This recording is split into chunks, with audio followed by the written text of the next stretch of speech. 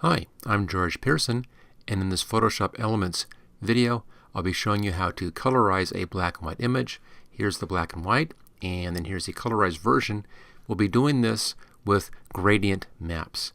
Now, if you enjoy this video, make sure you click that like button and also subscribe to my channel.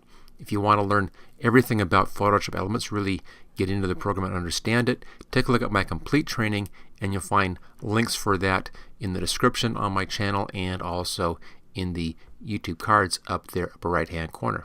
Okay, let's get to it.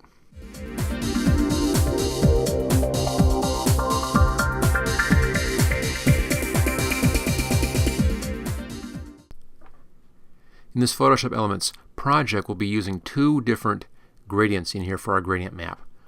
One for the foreground. Notice how it's warm in the highlights and it's cool in the shadows. And then one for the background. Notice how the background is cool in the highlights and then warm in the shadows. So we're just kind of reversing that.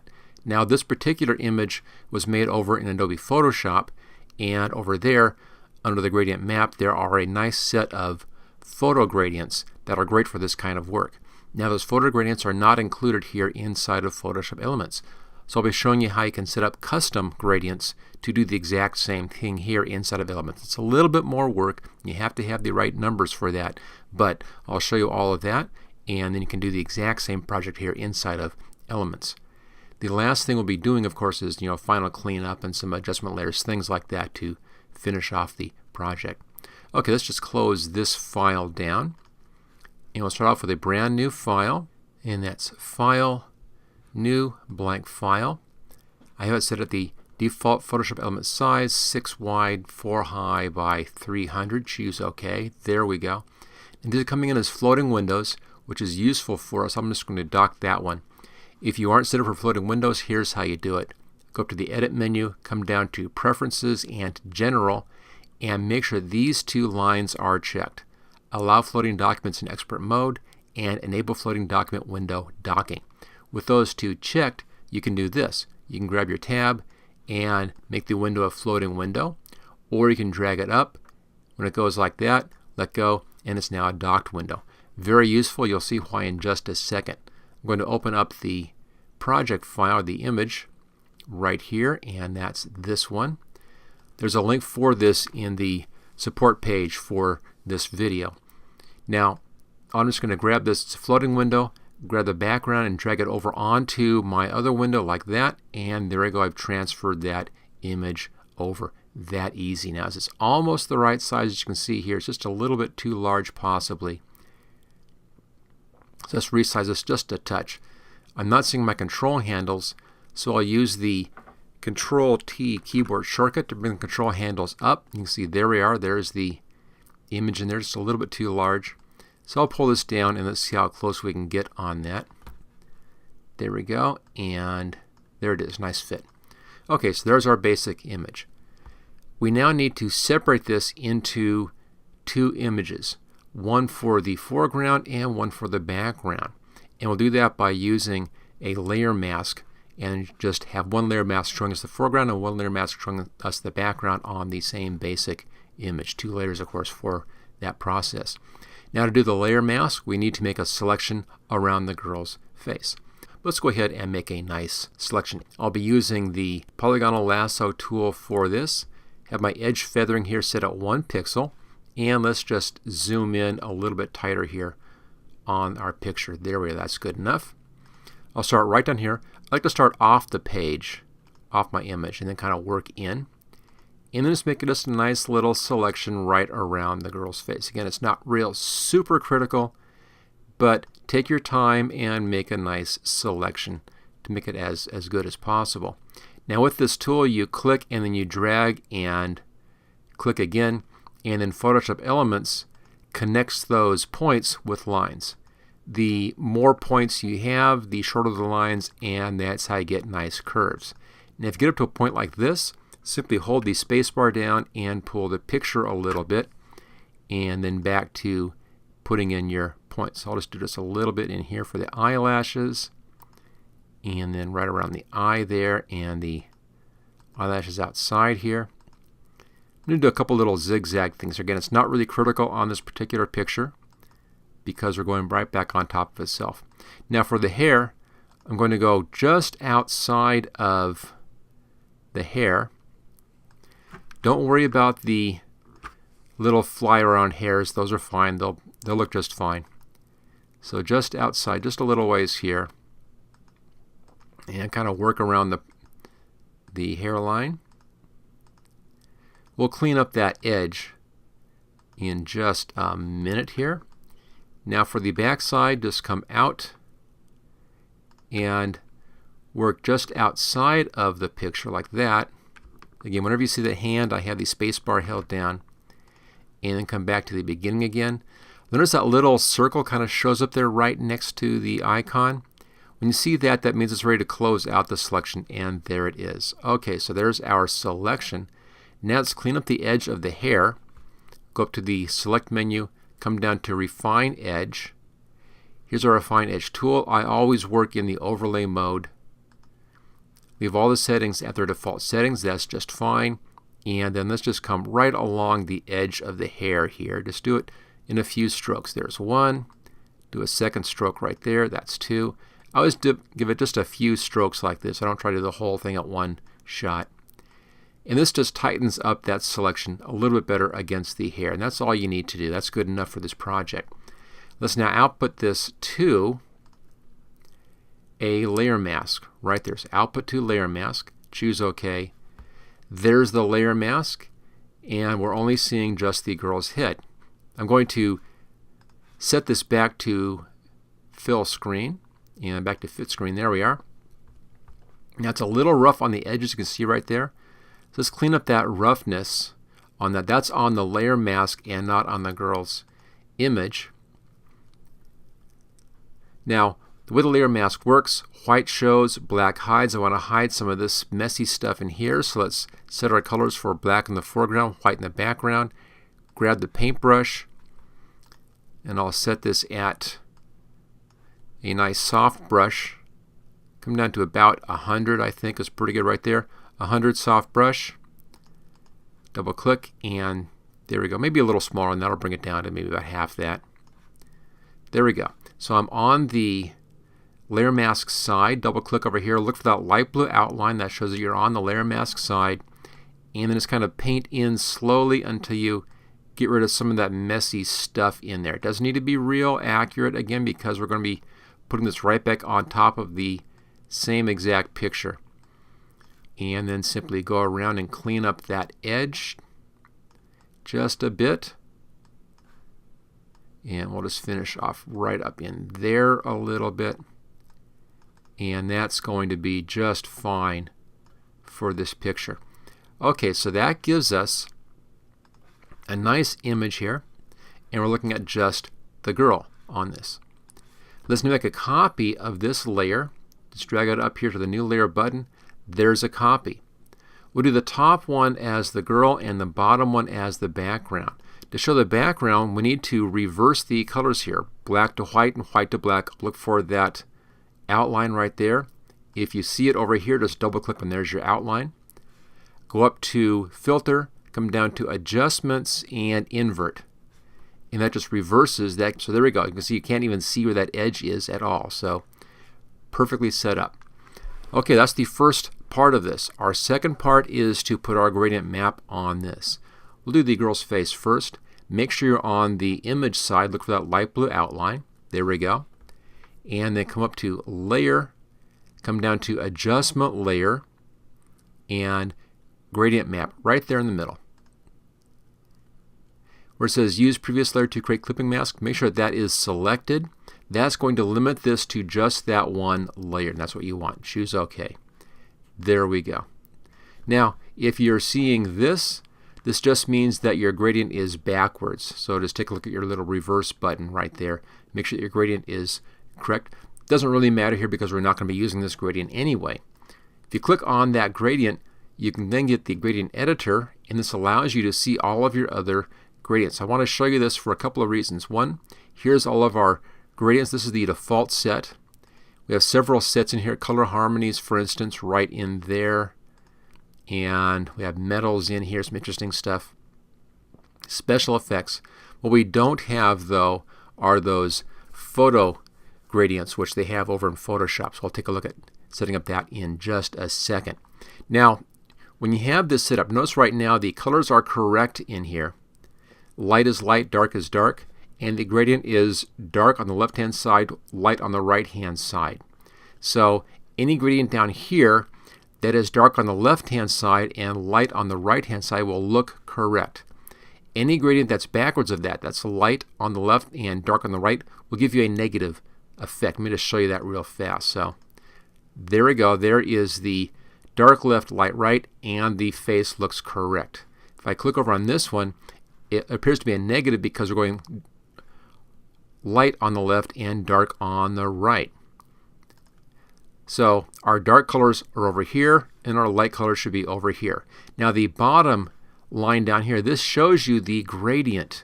We have two sets of stops. The top stops are the transparency stops. You can set this at 0 or higher transparency or opacity. We'll be leaving those as is. The bottom stops are your color stops. These show you what color it is. So we have a dark purple here at this color stop blending into a orange, kind of a medium orange over here on the right-hand side. If you click on one of these stops, you'll see that setting. There's the color right here.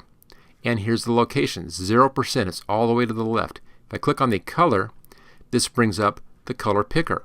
I can then choose a different color for that gradient. And right now here is the hexadecimal number for that particular stop. And that's all you need to know: the color, the stops, and the location percent. That's all you need to know to set up your own custom gradients.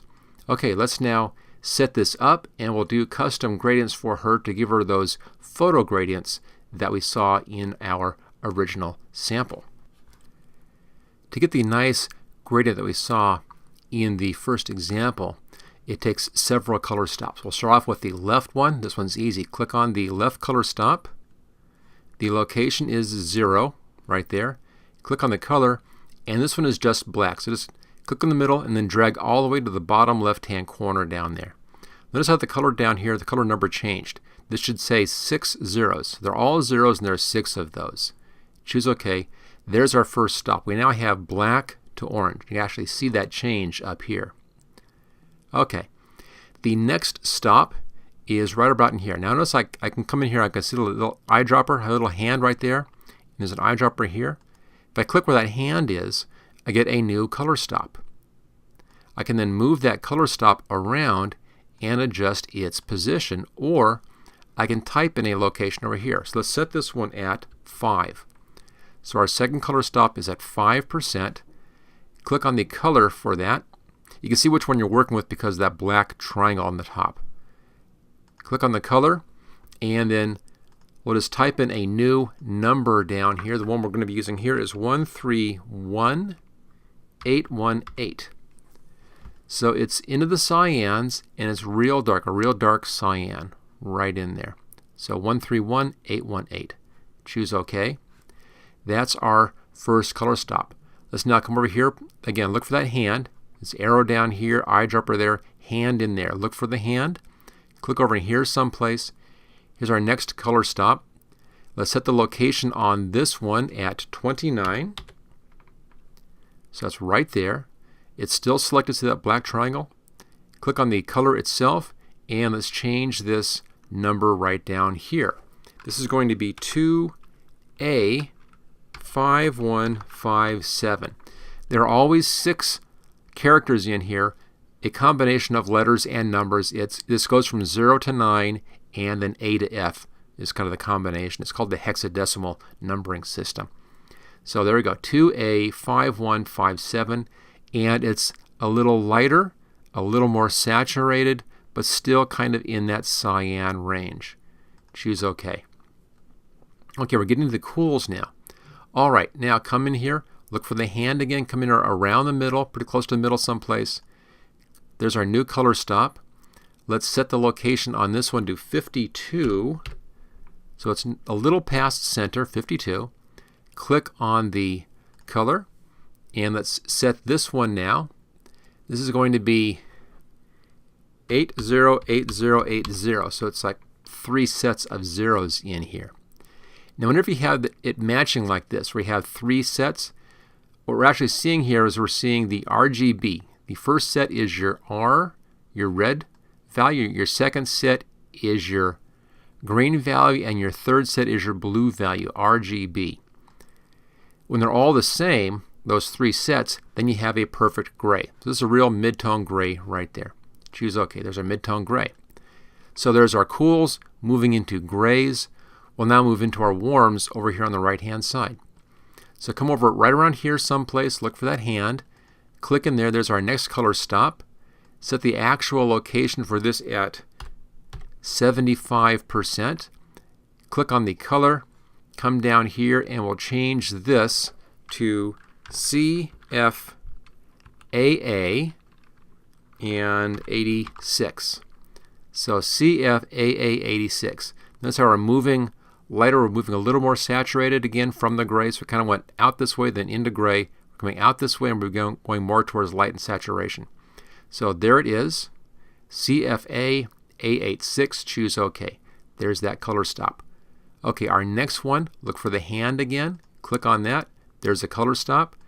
Set that location at 88%, and then click on the color, and we'll change this color down here to DFD 0B8. DFD 0B8, and choose OK. There we go. Kind of more of a little flesh tones in here. All right, the last one is the right-hand side. Just click on that color stop. Right now it's orange. Click on the color, and then put it all the way to the upper left-hand corner like that, going to white. And these should be all Fs. You have 6 Fs down there, and that's white. And there we go. That is the first photo gradient right there. You can see there it is, and she looks great. So again, it has 7 color stops down here, black on the left, white on the right, and then these individual color stops in between here. I'll put the actual numbers in a text file on this, which will be on the same support page where you can find the picture download for this video. So there we go. That's our first one, and that takes care of this side. So that's done. We can now close that out. So we have our fancy photo color map in here. Even though we didn't have that set of color map to choose from, we can still make our own color map for that. Okay, now let's go down to our lower map, down here, our lower image. This is the background. Notice where it's white. This is our background. Go up to Layer, come down to New Adjustment Layer, Gradient Map. Again, where it says Use Previous Layer to create clipping mask, check that so it applies just to that one. There we are.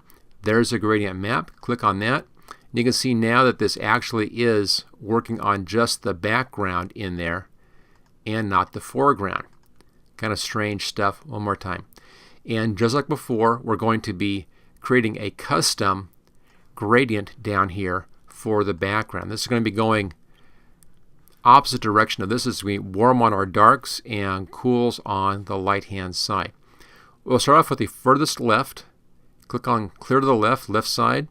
Click on the color and pull down to the bottom left hand corner. It should be all zeros, 6 zeros. Choose OK. So the bottom left here is pure black. Location is 0. Okay, our next one right up about here. Location should be 5%. So go ahead and type that in. Click on color. And on this one, we're doing 0C, 0B, 0B. There we go. So we're way down in the red. So it's been in the warm values on that, way down in the reds here. So 0C, 0B, 0B. And it's at 5%. Next one, come over here just a little bit. There we go. Our little new color stop. Let's change this position to 29%. Click on the color. And the color for this one is 3A 3732. So it's a little lighter. It's still warm. We're kind of into the oranges now. And choose OK. But still real dark, obviously. All right, back into about the middle. Look at that. Lucky guess. 52%. That's exactly where it should be. 52%. click on the color right here, and let's change this. This is going to be 77736A. So it's still warm. It's in the mid-tone grays, but it's still warm this time. Choose OK. There we are. That's that one. Okay, our next one is going to be over in here somewhere. Actual position is 84% on this. Click on the color picker, and the color for this is 92B9CC. 92B9CC. We're moving into our cools now. There we go. Okay, the next color stop is going to be very close to the end up here, and that should be at 98%. Click on the color picker. The number for this is going to be CFE0E8. So it's real light blue. Choose OK. And then the last one, the very last color stop, click on that. Should be at 100%, and it is. And this is pure white, so just click in the middle, drag to the upper left-hand corner like that. Double check it should be all Fs, 6 Fs. Choose OK, and there we go. There's the dark side. So we've come in here, we've now given us warm to cool for our foreground and cool to warm for the background. And there we are. Now all we need left to do is just do a little tweak on the girl's values in here. She's a little bit washed out. The background looks fine, but I want her a little bit more of a pop to her. So that's the top layer up here. Come up to the gradient map layer right there, and then down to her layer. So it's just down one step. Make sure you're on the image side. Look for that light blue outline. Go up to Layer, Adjustment Layer, Levels. Again, it should say Use Previous Layer to create clipping mask. That should be checked. Choose OK. There's our levels. We can now adjust our levels in here and make her a bit more contrasty. We have black levels on the left-hand side, midtones right here, and whites on the right-hand side. The numbers that I've used, you can just type those in. 26 on the black. The midtone gray is at 0.87, and the light is at 241. That's just bringing in some more contrast into the image right there. So more contrasty on the blacks, more contrasty on the lights. And you can see here I've actually darkened the image down just a little bit here, down to 0.87. And there we go. We've now colorized this image using our custom colorization map, and we've done it by using up here the layer, adjustment layer, gradient map, and set up a custom gradient, actually two custom gradients down here using this custom tool. Now you can use it to set up any gradients that you want. You can do as many stops as you want. Just keep in mind that one side is going to be mapping to the darks in your image, one side maps to the lights in your image. If you want your image to look normal, make sure you keep your darks down there and your lights over here, and you kind of move from dark to light as you go.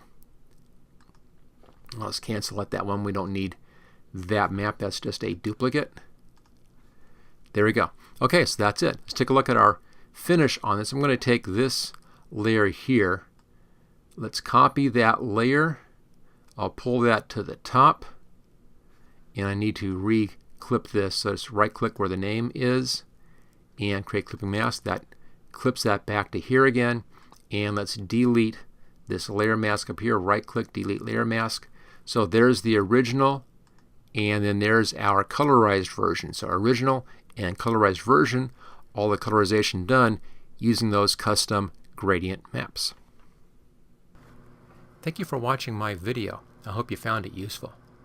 If you like this video, click on the like button below to let others know. You can click the subscribe button so you don't miss any of my videos in the future. I'm frequently uploading new training videos. Don't forget to check out my website at howtogurus.com.